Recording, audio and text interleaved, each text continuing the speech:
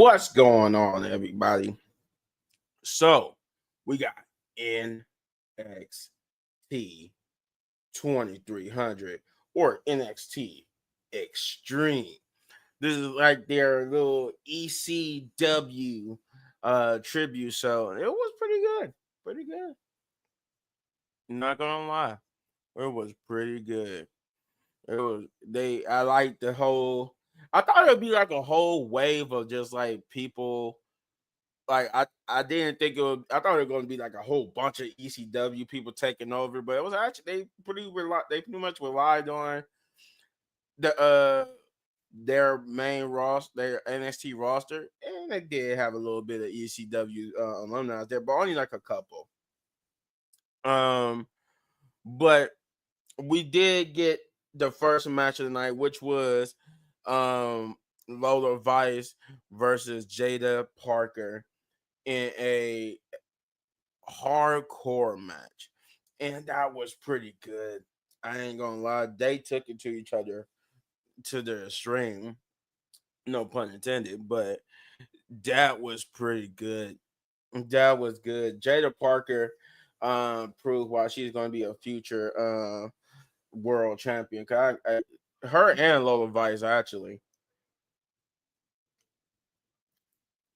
I could see Lola Vice and Jada Parker being future world champions, and yeah, it's gonna happen one day because this match was just they used candlesticks, chair shots, ladders. They took it to each other. I like that little intimate ECW old school arena too. Like it made everything just that much better.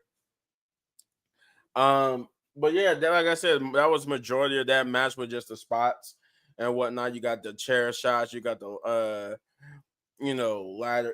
I think Jada put Lola through the ladder. She even hit Lola with a brick. And I'm like, where did the brick come from? The brick was just in the ring and she just hit her with a brick. I also forgot Dawn Marie was there too. Dawn Marie was the special guest referee for this match. But in the end, Jada Parker will get the victory over Lola Vice. And like I said, both looked good. Both is going to be major stars. Let's see. Then we got a backstage promo with Ethan Page and Ridge Holland. Talk about why they both want to basically beat and pin Trick Williams, and that they put aside their differences, even though both of them wants to be NXT champion. They put aside their differences to beat both Bubba and Trick Williams. So they're gonna put an end to the nostalgia act tonight, and that fact that there would be no tables. Then we would get RVD backstage talking with Kalani Jordan, basically giving some pointers and some tips about her upcoming 10-woman tag match, which is the main event for tonight, by the way. But then he would get attacked by Wesley, who actually have his match coming up next. And then before we get to that though, we did get Tony D'Angelo being confronted by the FBI or a very special cameo appearance by Nunzio. I'm like, what? I forgot all about Nunzio. I'm like, what happened to Nunzio? Like my boy Nunzio just came out of nowhere for this special. So I'm like, oh my God, we got Nunzio in the house. But he said there was going to be some, because Tony D'Angelo didn't call him or whatever. He said there was going to be some taxes or whatnot, and that tax is going to be him putting the North American Championship on the line against him. But and then I think he said that the girl that's with them is going to be getting her match next week against Nikita Lyons as well. Then we get to the second match of the night, which is Jovan Evans versus Wesley. And I don't think Jovan was aware, like at the beginning of this match, I don't think he was aware that Wesley attacked RVD. Um, RVD was dressed to compete too. Like he had his ring gear on and stuff, but he never competed. He never competed. Um, Also, I forgot to mention too. You could obviously tell in that RVD attack, like when Wesley attacked RVD, he was not the way they did the camera shot. You could tell he didn't attack. Like you could tell it was so cringe how they did it. How when he was attacking RVD, you could tell he was just hitting the ground with the chair. He wasn't really hitting RVD. All right, come on, man. RVD could take some bumps, man. Y'all could have really saw him getting hit by with the chairs or whatnot. But yeah, this match was pretty good though. Javon Evans versus Wesley was pretty good. It was a good back and forth match. They had some crazy spots. You would have thought this was like it was almost like a false count anyway, but I think they did say like at this point, they was being told that the referees could be more lenient and was gonna be more lenient, more like not totally following the rules. And you can see it here because like they was wrestling on the outside for a bit and had some nice on spots on the outside and stuff like that. Um but in the end, Jovan did get the victory over Wesley. Uh, it was I think they pretty much pushing Jovan. I think they're gonna push Jovan and Wesley into the NXT championship picture once this whole deal with Ridge Holland and Ethan Page is done. Or I could mostly say probably maybe just Ridge Holland. Um Then we get a Ava promo where she come out and she would talk about NXT Deadline, and that NXT Deadline will be coming. They're gonna be on the road again, just like how they was with here. They're gonna be on the road for NXT Deadline, which is gonna be coming in December, and and then I forgot they was talking about something else. She was gonna mention something else too, but I forgot the guy's name that be with her. Uh but he was like a manager in NXT. I forget his name. Uh Something Stone. It's something Stone.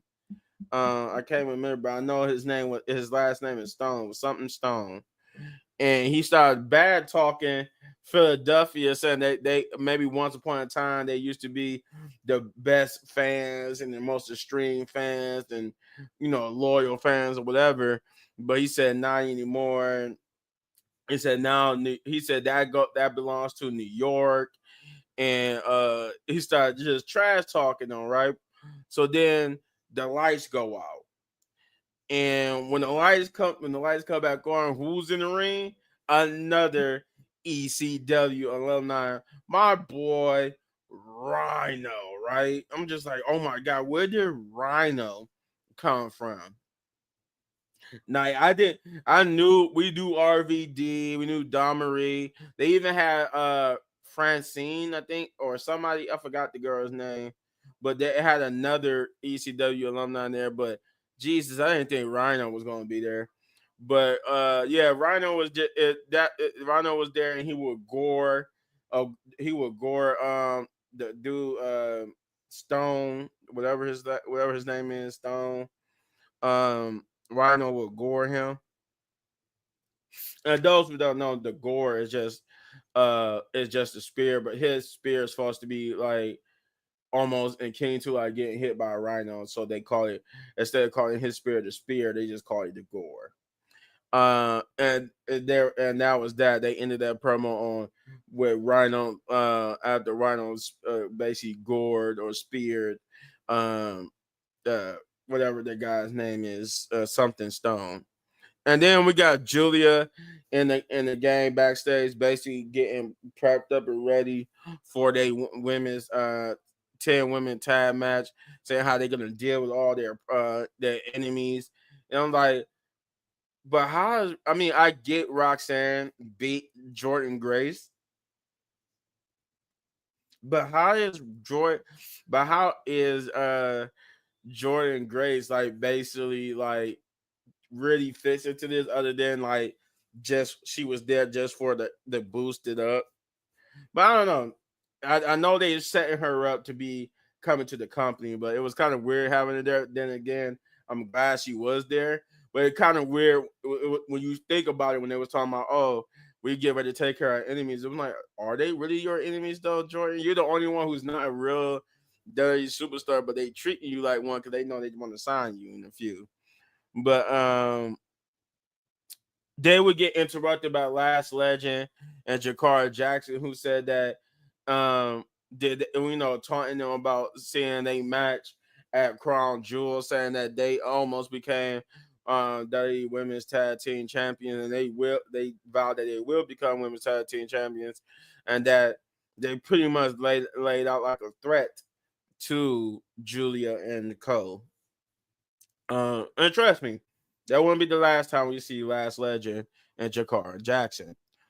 We get to the third match, which is Ethan Page and Ridge Holland versus Trick Williams and Bubba Ray Dudley. And this, like every other match, was a banger of a match. This match was good. It was good to see Bubba.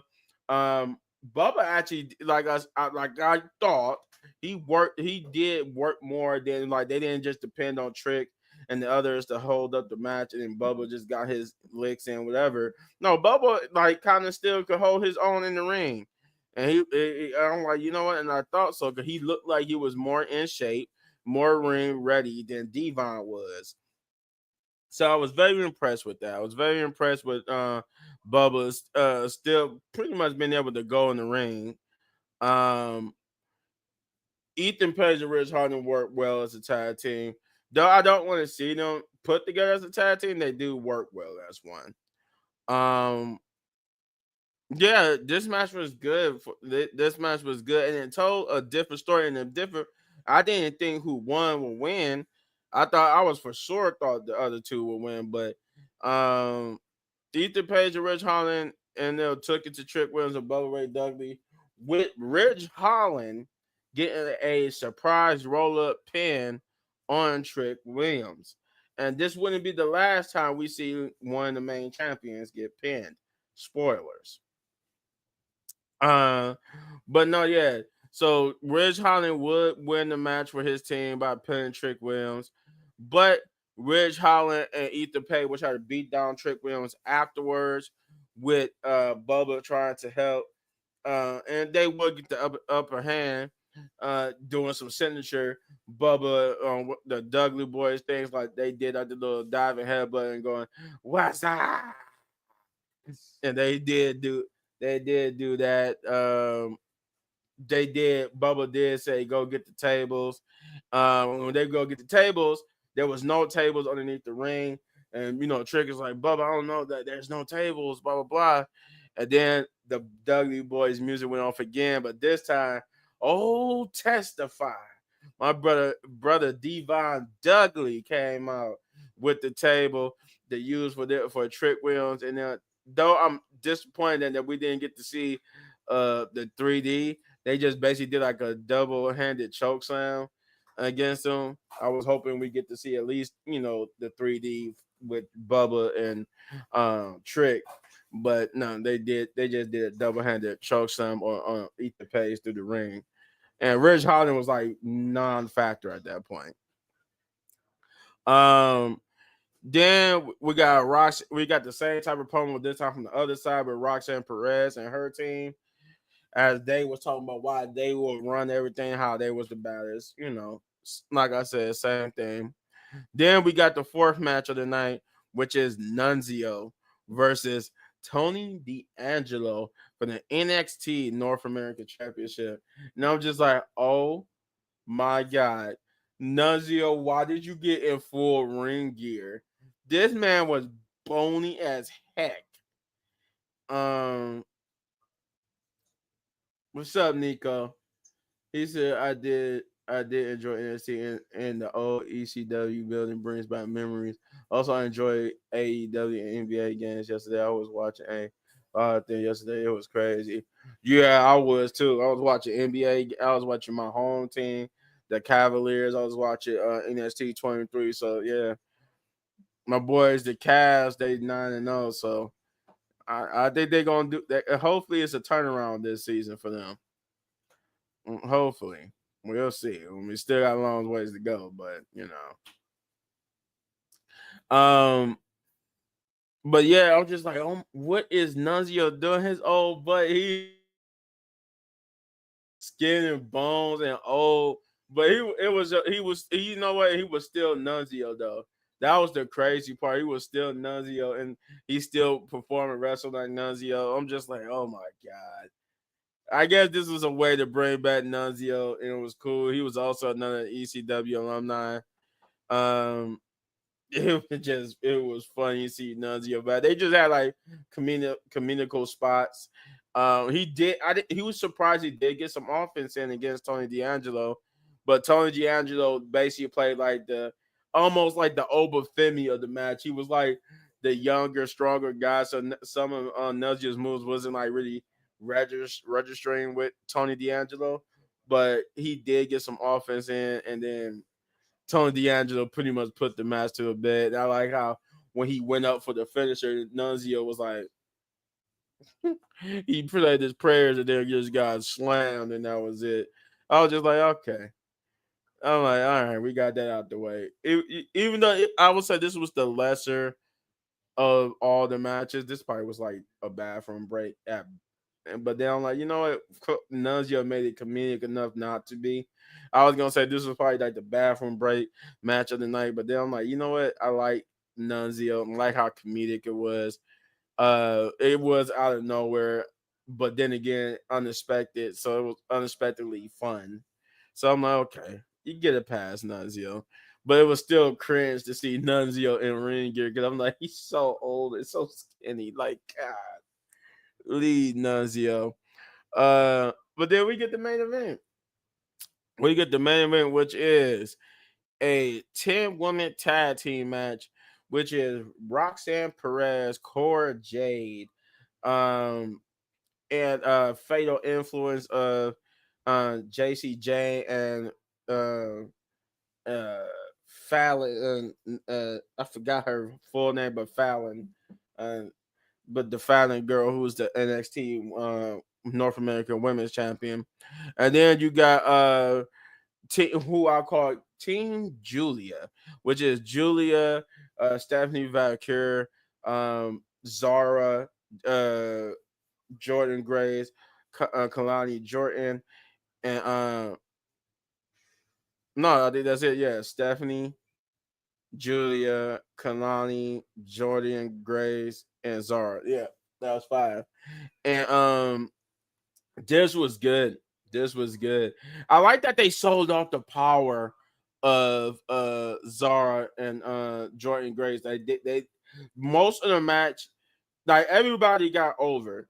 It was like the only people that pretty much didn't get too much exposure in this match was Fallon and Kalani, but everybody else got like overexposure besides Kalani and Fallon. Now, don't get me wrong, they did. Kalani and Fallon had their moments too, because obviously they building up with the fact that next week Kalani will be getting her North American Championship rematch against Fallon, but they just felt like everybody else was presented just a little bit better than them, but it wasn't like totally bad either. But yeah, so it was a definitely good 10-woman tag. This was the best match of the night by leaps and bounds. I'll say the second best match was the first match, which was the Lola Vice and Jada Parker's hardcore match. But this 10-woman tag match was definitely the best match of the night.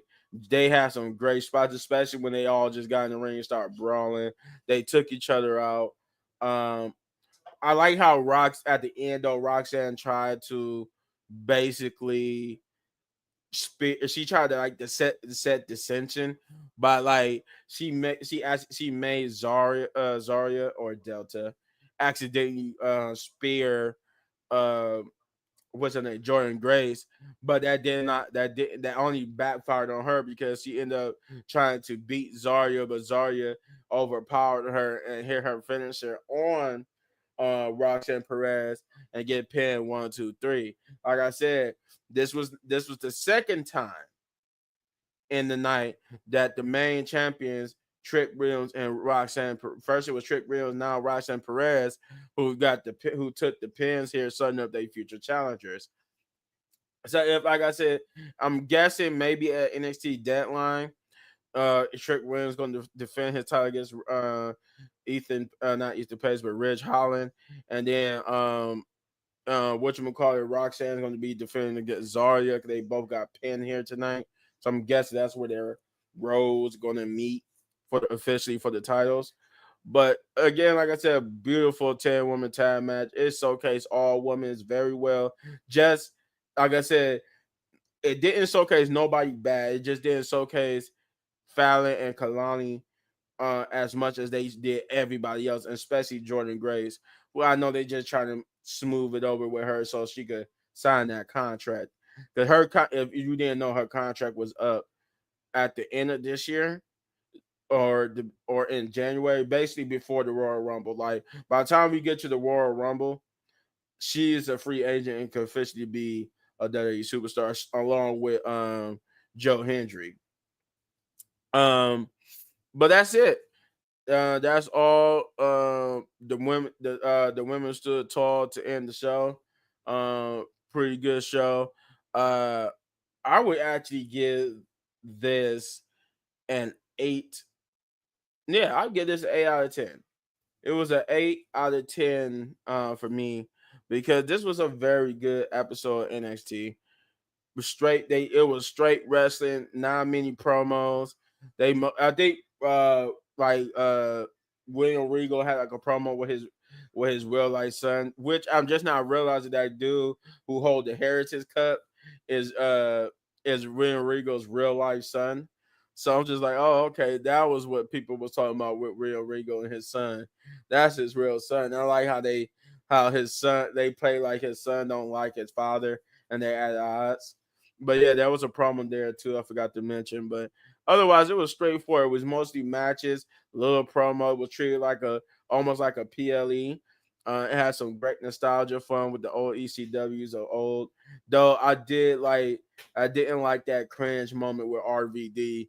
Like that could have been booked way better. But just having the camera not only showing RVD's feet and you just smacking the chair on the ground to make it seem like you was hitting RVD, and then where it was so blatantly obvious that you wasn't really hitting RVD, that made that so cringe. But other than that, everything else was good. It was still an 8 out of 10 for me. So not bad NXT.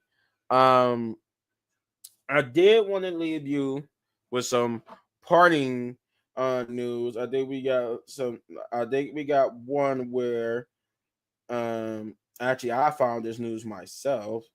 Give me a minute.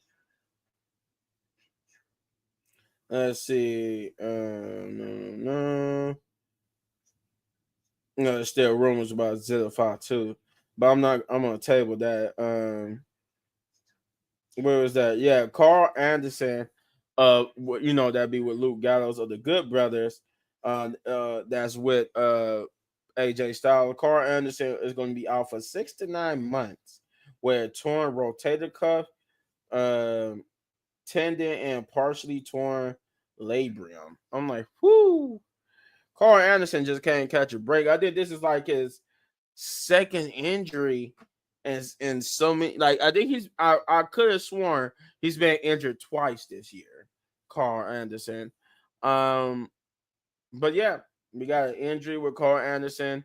Oh, and then I don't know if you guys heard the rumor about there being some more cuts. Where I guess the reason why we haven't seen no more cuts because they were just saying that beyond Tegan Nox, Baron Corbin, and what's his name, Indy Hartwell, there was never any more cuts coming after that. But I guess it was rumored that it was going to be more cut. That's why like Shinsuke Nakamura and Apollo Crews, all of them was being Dakota Kai was all of them being booked as the top people to be cut after them. But then it came out that there was never going to be any more cuts beyond just Baron Corbin, Tegan Nox, and Indy Hartwell. Um, Let's see if it anything else I could think of. Is there any more news I could think of? Um, that I heard. Oh, they still talking about the rumored mid card titles that we're going to be getting them most likely when they come to Netflix. Um, but it's still being talked about. They're not again. They still haven't even made titles for them yet. Um, uh, and then we just got rumors who will be the front runners of who's going to win the Royal Rumble. And Shinsuke Nakamura is rumored to be coming back too, to be going up against LA Knight for the United States Championship. By the way, that is another thing that's rumored. We'll see what happens tomorrow on SmackDown. But other than that, yeah, they were just rumored who could be who to be the front runners, but nothing too concrete. You got people like Jordan Grace or Charlotte that's up there. Um, Rhea Ripley is another person. And then on the man side, you got potentially Jay Uso. Um, they even talked about maybe Roman Reigns or some or CM Punk, somebody like that. But those are the rumored people so far. Though we'll have to see how the months go into the Royal Rumble. Who is going to be solidified as the possible winner person winning the Royal Rumbles? But it was rumored that Jay is among the top people, and that pretty much after we get past Survivor Series, he's still going to be pushed. But that's all I got. Like I said, 8 out of 10 NXT. Uh, Before we do out the little shout outs, we have to do one thing. Those who are watching and have not subscribed, those who are not subscribed to the Wrestling Pit podcast, get over to the Wrestling Pit podcast and hit that like, subscribe, share, hit that notification button, and yeah, do all those great things for that channel. Let's get that channel to 500 subscribers, and so you can win a prize. Because there's a prize. There will be a prize for those when we get to 500 subscribers. If you get us there will be a prize for you. We don't know what the prize is just yet, but there will be a prize. He said, I always enjoy you and everyone be on here reaction and opinions about the different wrestling shows. A huge fan. I acknowledge all you. Thanks for giving us your time out of your busy schedule. Oh, no problem, no problem. I love to do this. Sometimes it takes our minds off of daily tasks and Monday things that we're going through. So it's fun. It's fun when we get to come over here and make videos for you guys. Um, with that out the way, once you subscribe to the Recipe Podcast, get over to Big Man Chris himself. I know I said Big Man, then I'm like, but you thought I was about to say me, but no, get over to Chris Wrestling Views and subscribe to his channel. That man is almost to 100,000 subscribers, so we want to run that up. We want to run it up. So you haven't subscribed to his channel, go over there and hit that like, subscribe, share, hit that notification button, do all those great things for him, so he could get to 100,000 subscribers, and we can see him with that glorious first YouTube plaque. Um, then me, beautiful Raw face right here. You want to subscribe to my channel? So you can see. There you go. Beautiful right there, all in his glory. Little Bit Man Gaming. Get over there and subscribe. Um, Hit that like, subscribe, share, hit that notification button. I'm trying to get to 10,000 subscribers, so then we can set the next benchmark. Maybe there's a prize for you when I get to 10,000 subscribers. Who knows? It might be prizes everywhere. Prizes on the Recipe Podcast. Prizes on my channel. But you got to get me to 10,000 subscribers to see. Um, and then get over to Jeff Wrestling 23.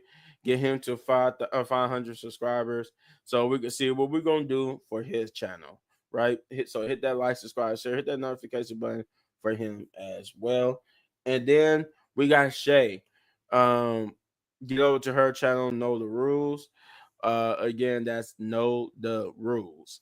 Get over there and subscribe to her channel. Hit that like, subscribe, share, hit that notification button so we can get her to 500 subscribers as well.